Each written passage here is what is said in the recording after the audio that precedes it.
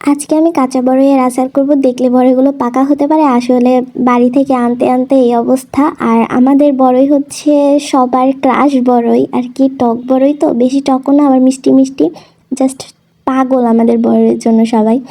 তো হালকা পাতলা কিছু মশলা দিয়ে নাড়ানাড়ি করতেছিলাম। আর আমাদের বড়ই হচ্ছে এত সুনাম, যারা ঢাকা থাকে তারাও ফোন দিয়ে বলে দেয় যে বড়ই রেখে দিও। সো যারা যারা খাইতে চান নক দিয়েন, পাঠাই দেবো অনেক। আর এখন তো রমজান মাস, আমি এই আচারটা করেছি দ্বিতীয় রমজানের দিন। আসলে এই বড়গুলো এত ভালো, আমি এগুলো কাঁচাই খাইয়ে ফেলাইতে পারতাম, আচার দেওয়ার কোনো প্রয়োজন ছিল না।